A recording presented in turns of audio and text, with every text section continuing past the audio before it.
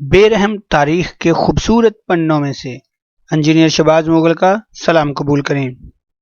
سقراط نے جب زہر کا پیالہ پیا تو ایتھنز کے حکمرانوں نے سکھ کا سانس لیا کہ ان کے نوجوانوں کو گمراہ کرنے والا جہنم رسید ہوا۔ یونان کی اشرفیہ جیت گئی، سقراط کی دانش ہار گئی، وقت گزر گیا۔ اسکاٹ لینڈ کی جنگ آزادی لڑنے والے دلاور ولیم والس کو جب انگلینڈ کے بادشاہ ایڈورڈ اول نے گرفتار کیا تو اس پر غداری کا مقدمہ قائم کیا۔ اسے برہنہ کر کے گھوڑوں کے سموں کے ساتھ باندھ کر لندن کی گلیوں میں گھسیٹا گیا اور پھر ناقابل بیان تشدد کے بعد اسے پھانسی دے کر لاش کے ٹکڑے ٹکڑے کر دیے گئے۔ اس وقت کا بادشاہ جیت گیا، ولیم والس ہار گیا، وقت گزر گیا۔ گلیلیو نے ثابت کیا کہ زمین اور دیگر سیارے سورج کے گرد گھومتے ہیں تو یہ کیتھولک عقائد کی خلاف ورزی تھی۔ چرچ نے گلیلیو پر کفر کا فتویٰ لگایا اور اسے غیر معینہ مدت تک کے لیے قید کی سزا سنا دی۔ یہ سزا 1633 میں سنائی گئی۔ گلیلیو اپنے گھر میں ہی قید رہا اور 1642 میں وہیں اس کی وفات ہوئی۔ پادری جیت گئے، سائنس ہار گئی، وقت گزر گیا۔ جیو ریڈانو برونو پر بھی چرچ کے عقائد سے انحراف کرنے کا مقدمہ بنایا گیا۔ برونو نے اپنے دفاع میں کہا کہ اس کی تحقیق عیسائیت کے عقیدہ خدا اور اس کی تخلیق سے متصادم نہیں، مگر اس کی بات نہیں سنی گئی اور اسے اپنے نظریات سے مکمل طور پر تائب ہونے کے لیے کہا گیا۔ برونو نے انکار کر دیا۔ پوپ نے برونو کو کافر قرار دے دیا۔ 8 فروری 1600 کو جب اسے فیصلہ پڑھ کر سنایا گیا تو برونو نے تاریخی جملہ کہا، میں یہ فیصلہ سنتے ہوئے اتنا خوفزدہ نہیں ہوں جتنا تم یہ فیصلہ سناتے ہوئے خوفزدہ ہو۔ برونو کی زبان کاٹ دی گئی اور اسے زندہ جلا دیا گیا۔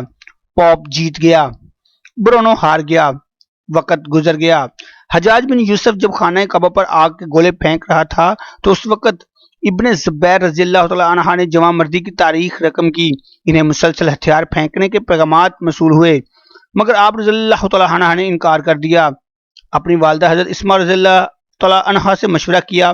انہوں نے کہا کہ اہل حق اس بات کی فکر نہیں کیا کرتے کہ ان کے پاس کتنے مددگار اور ساتھی ہیں، جاؤ تنہا لڑو اور اطاعت کا تصور بھی ذہن میں مت لانا۔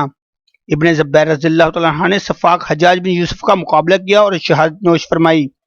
حجاج نے آپ رضی اللہ تعالیٰ عنہ کا سر کاٹ کر خلیفہ عبد المالک کو بھجوا دیا اور لاش لٹکا دی۔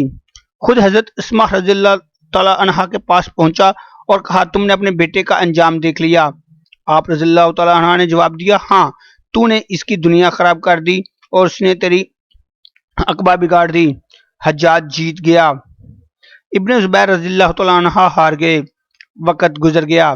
ابو جعفر منصور نے کئی مرتبہ امام ابو حنیفہ کو قاضی القضاء بننے کی پیشکش کی مگر آپ نے ہر مرتبہ انکار کیا۔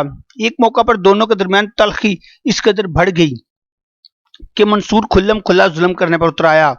اس نے انہیں بغداد میں دیواریں بنانے کے کام کی نگرانی اور اینٹیں گننے پر مامور کر دیا۔ مقصد ان کی حد تک کرنا تھا۔ بعض منصور نے امام ابو حنیفہ کو کوڑے مارے اور اذیت ناک قید میں رکھا۔ بلاخر قید میں ہی انہیں زہر دے کر مروا دیا گیا۔ سجدے کی حالت میں آپ کا انتقال ہوا۔ نماز جنازہ میں مجمع کا حال یہ تھا کہ 50,000 لوگ امٹ آئے۔ 6 مرتبہ نماز جنازہ پڑھی گئی۔ منصور جیت گیا، امام ابو حنیفہ ہار گئے، وقت گزر گیا۔ تاریخ میں ہار جیت کا فیصلہ طاقت کی بنیاد پر نہیں ہوتا۔ یونان کی اشرفیہ سقراط سے زیادہ طاقتور تھی مگر تاریخ نے ثابت کیا کہ سقراط کا سچ زیادہ طاقتور تھا۔ ولیم والس کی دردناک موت کے بعد اس کا نام لیوا بھی نہیں ہونا چاہیے تھا مگر آج ایبرڈن سے لے کر ایڈرنٹن تک ولیم والس کے مجسمے اور یادگاریں ہیں۔ تاریخ میں ولیم والس امر ہو چکا ہے۔ گلیلیو پر کفر کے فتوے لگانے والے چرچ اپنے تمام فتوے واپس لے چکے ہیں۔ رومن کیتھولک چرچ نے 350 سال بعد تسلیم کیا کہ گلیلیو درست تھا اور اس وقت کے پادری غلط تھے۔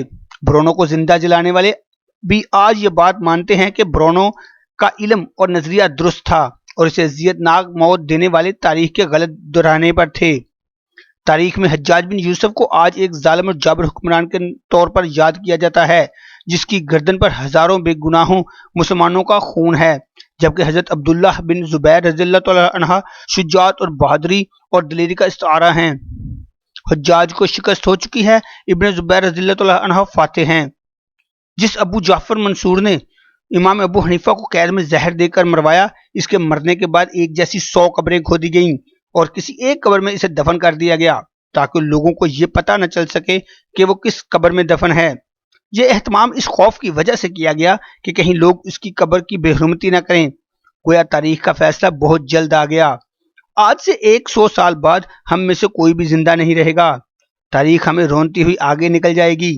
آج یہ فیصلہ کرنا مشکل ہے کہ ہم میں سے کون تاریخ کی صحیح سمت میں کھڑا ہے، کون تاریخ کے غلط درانے پر کھڑا ہے، کون حق کا ساتھی ہے اور کون باطل کے ساتھ کندھا ملائے ہوئے ہے، کون سچائی کا علمبردار ہے اور کون جھوٹ کی ترویج کر رہا ہے، کون دیانتدار ہے اور کون بے ایمان، کون ظالم ہے اور کون مظلوم۔ ہم میں سے ہر کوئی خود کو حق سچ کا راہی کہتا ہے، مگر ہم سب جانتے ہیں کہ یہ بات دنیا کا سب سے بڑا جھوٹ ہے، کیونکہ اگر ہر شخص نے حق کا علم تھام لیا ہے تو پھر اس دھرتی سے ظلم اور نانصافی کو اپنے آپ ختم ہو جانا چاہیے۔ لیکن سب اچھی طرح جانتے ہیں ہم اس منزل سے کہیں دور بھٹک رہے ہیں۔ آج سے 100 برس بعد البتہ جب کوئی مورخ ہمارا احوال لکھے گا تو وہ ایک ہی کسوٹی پر ہم سب کو پرکھے گا، مگر افسوس کہ اس وقت تاریخ کا بے-رحم فیصلہ سننے کے لیے ہم میں سے کوئی بھی زندہ نہیں ہوگا۔ آج ہم جس دور سے گزر رہے ہیں، کیوں نہ خود کو ہم ایک بے رحم کسوٹی پر پرکھ لیں اور دیکھ لیں کہ کہیں ہم یونانی اشرفیہ کے ساتھ تو نہیں کھڑے جنہوں نے سقراط کو زہر کا پیالہ تھما دیا تھا، کہیں ہم برونوں کو زندہ جلانے والے پادریوں کے ساتھ تو نہیں کھڑے، کہیں ہم حجاج کی طرح ظالموں کے ساتھ تو نہیں کھڑے، کہیں ہم امام ابو حنیفہ اور امام مالک پر کوڑے برسانے والوں کے ساتھ تو نہیں کھڑے، کہیں ہم ابن رشد کے خلاف فتویٰ دینے والوں کے ساتھ تو نہیں کھڑے، کہیں ہم تاریخ کی غلط سمت میں تو نہیں کھڑے۔ اس سوال کا جواب تلاش کر کے خود کو غلطی پر تسلیم کرنا بڑے ظرف کا کام ہے، جس کی آج کل شدید کمی ہے۔ وقت تو گزر ہی جاتا ہے، دیکھنا صرف یہ ہوتا ہے کہ اس باضمیر نے وہ وقت کیسے گزارا۔ اللہ تعالیٰ ہمیں حق کو حق دکھائے اور اس کی پیروی کرنے کی توفیق عطا فرمائے، اور باطل کو باطل دکھائے اور اس سے بچنے کی توفیق عطا فرمائے۔ آمین ثم آمین یا رب العالمین۔